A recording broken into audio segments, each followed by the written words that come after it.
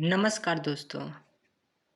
इस साल जीवित पुत्रिका व्रत यानी जितिया व्रत 14 सितंबर को है।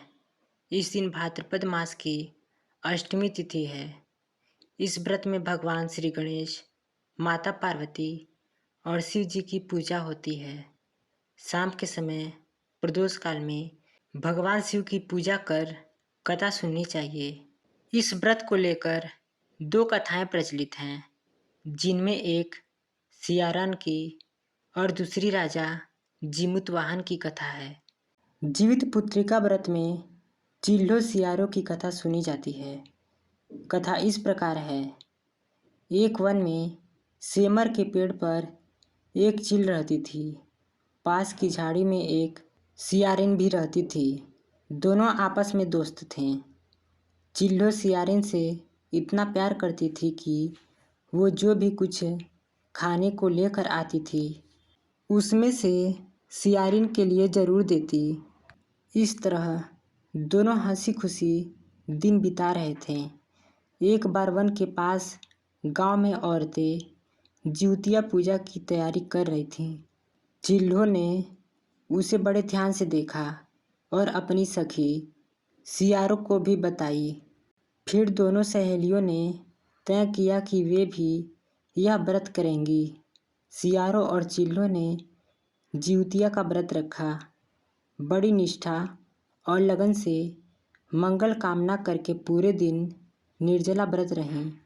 मगर रात होते ही सियारिन को भूख प्यास सताने लगी। जब बर्दाश्त न हुआ तो जंगल में जाके उसने मांस और हड्डी पेट भरकर खाया। चिल्लो ने हड्डी चबाने के कड़कड़ की आवाज़ सुनी तो पूछा कि यह कैसी आवाज़ है। सियारिन ने कहा, बहन, भूख के मारे पेट गुड़गुड़ा रहा है। यह उसी की आवाज़ है।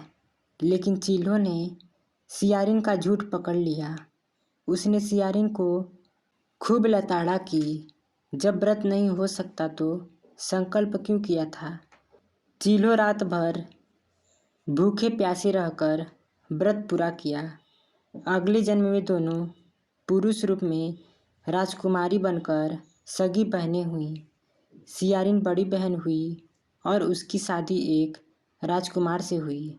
चिल्लो छोटी बहन हुई। उसकी शादी उसी राज्य के मंत्री पुत्र से हुई। बाद में दोनों राजा और मंत्री बने। सियारिन के जो भी बच्चे होते वे मर जाते, जबकि चिल्लो के बच्चे स्वस्थ और हट्टे कट्टे रहते। इससे उसे जलन होने लगी। उसने उन्हें मारने की सोची। उनका सिर कटवा कर डब्बे में बंद करा दिया, पर वह शीश मिठाई बन जाती और बच्चों का बाल तक बाका न होता। इस तरह सियारिन की बहन के बच्चों और उनके पति को मारने की कोशिश विफल हो गई। आखिरकार दैवयोग से उसे भूल का आभास हुआ।